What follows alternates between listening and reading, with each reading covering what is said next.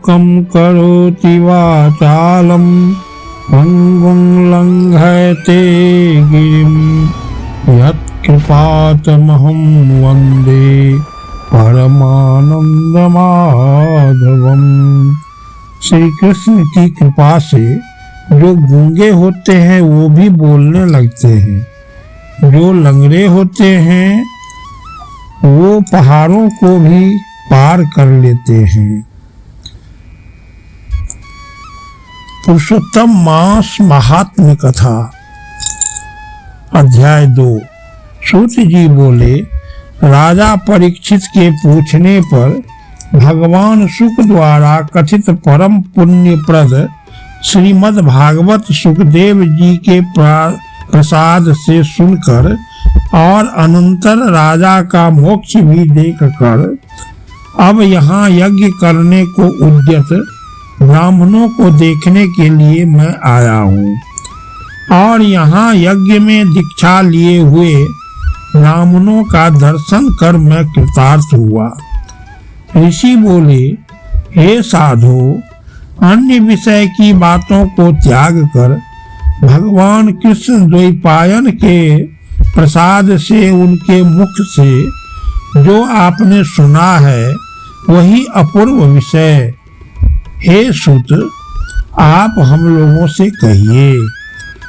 हे महाभाग, संसार में जिसने परे कोई सार नहीं है, ऐसी मन को प्रसन्न करने वाली और जो सुधा से भी अधिकतर हितकर है, ऐसी पुण्य कथा हम लोगों को सुनाइए।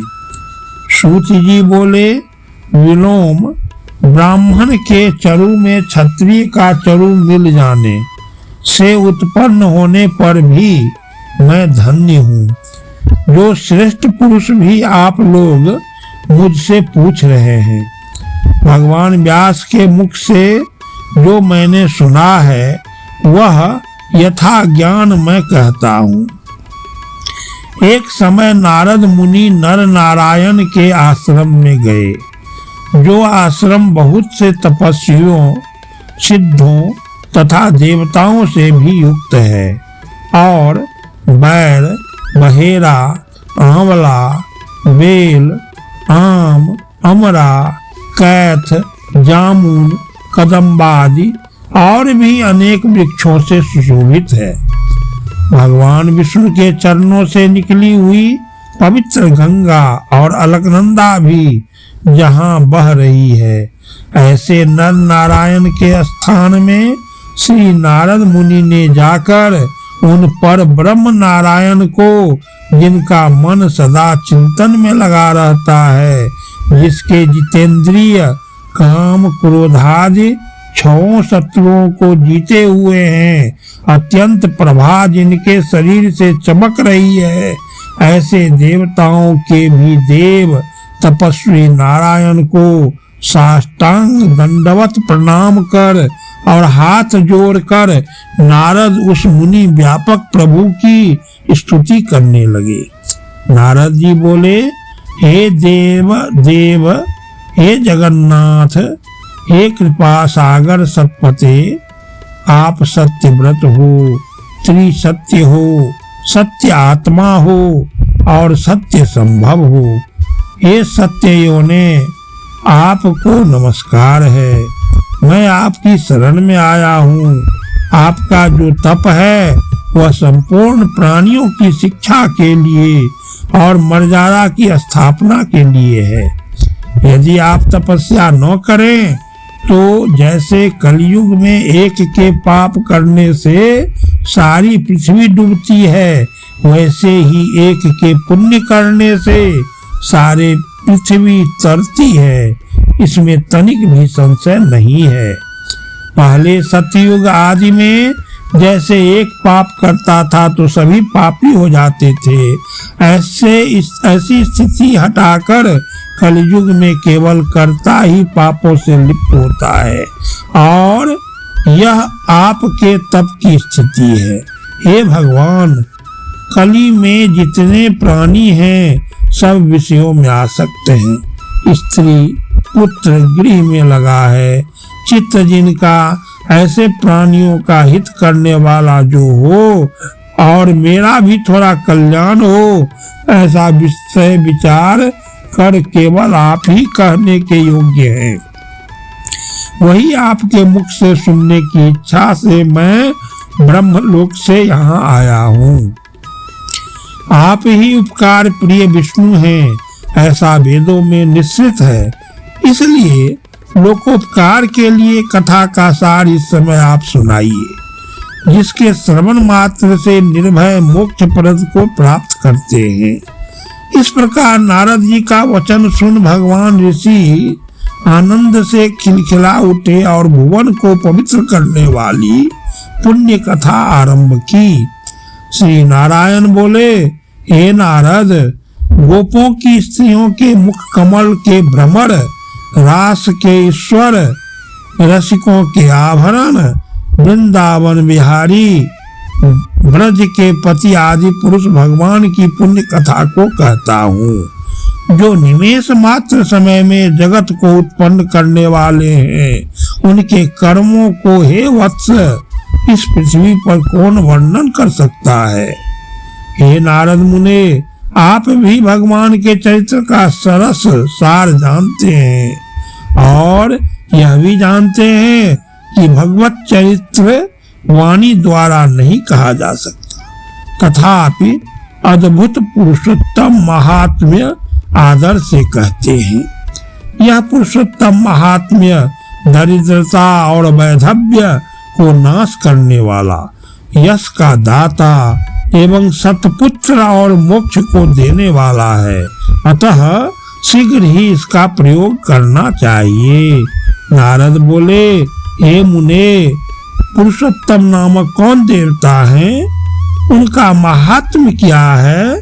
यह अद्भुत सा प्रतीत होता है, अतः आप मुझसे विस्तार पूर्वक कहिए। सूत जी बोले, श्री नारद का वचन सुन नारायण क्षण मात्र पुरुषोत्तम में अच्छी तरह मन लगाकर बोले। श्री नारायण बोले, पुरुषोत्तम यह मास का नाम जो पड़ा है वह भी कारण से युक्त पुरुषोत्तम मास के स्वामी दया सागर पुरुषोत्तम ही है। इसलिए ऋषिगण इसको पुरुषोत्तम मास कहते हैं। पुरुषोत्तम मास के व्रत करने से भगवान पुरुषोत्तम प्रसन्न होते हैं। नारद जी बोले, चैत्रादि मास जो हैं वे अपने अपने स्वामी देवताओं से युक्त हैं, ऐसा मैंने सुना है, परंतु उनके बीच में पुरुषोत्तम नाम का मास नहीं सुना है। पुरुषोत्तम मास कौन है और पुरुषोत्तम मास के स्वामी कृपा के निधि पुरुषोत्तम कैसे हुए? हे कृपा निधि, यह आप मुझसे कहिए। इस मास का स्वरूप विधान के सहित हे प्रभु कहिए। हे सतपते, इस मास में क्या करना, कैसे स्नान करना, क्या दान करना, इस मास का जप पूजा उपवास आदि क्या साधन है, कहिए। इस मास के विधान से कौन देवता प्रसन्न होते हैं और क्या फल देते हैं? इसके अतिरिक्त और जो कुछ भी तथ्य हो वह हे तपोधन कहिए। साधु दीनों के ऊपर कृपा करने वाले होते हैं, वे बिना पूछे कृपा करके सदुपदेश दिया करते हैं। इस पृथ्वी पर जो मनुष्य दूसरों के भाग्य के अनुवर्ती, दरिद्रता से पीड़ित, नित्य रोगी रहने वाले, पुत्र चाहने वाले, जड़ गूंगे, ऊपर से अपने को बड़े धार्मिक दर्शाने वाले, विद्याविहीन, मलिन वस्त्रों को धारण करने वाले, नास्तिक, पर स्त्रीगामी, नीच, जर्जर, दास वृत्ति करने वाले, आशा जिनकी नष्ट हो गई है, संकल्प जिनके भग्न हो गए हैं, तत्व जिनके छीन हो गए हैं, कुरूपी, रोगी, कुष्ठी, तेरे मेरे अंग वाले, अंधे, इष्ट वियोग, मित्र वियोग, स्त्री वियोग, आप्त पुरुष वियोग, माता पिता विहीन, शोक दुख आदि से सुख गए हैं, अंग जिनके अपनी इष्ट वस्तु से रहित उत्पन्न हुआ करते हैं। किस अनुष्ठान के करने और सुनने से पुनः उत्पन्न न हो? हे प्रभु, ऐसा प्रयोग हमको सुनाइए। वैधव्य, वंध्यादोष, अंगहीनता, दुष्ट व्याधियां, रक्त पित्त आदि, मिर्गी, राजयक्षादि जो दोष हैं, उन दोषों से दुखित मनुष्यों को देखकर हे जगन्नाथ मैं दुखी हूँ, अतः मेरे ऊपर दया करके हे ब्रह्मन मेरे मन को प्रसन्न करने वाले विषय को विस्तार से कहिए। हे प्रभु, आप सर्वज्ञ हैं, समस्त तत्वों के आयतन हैं। सूत जी बोले, इस प्रकार नारद के परोपकारी मधुर वचनों को सुनकर देव देव नारायण चंद्रमा की तरह शांत महामुनि नारद से नए मेघ के समान गंभीर वचन बोले। इति शुभम।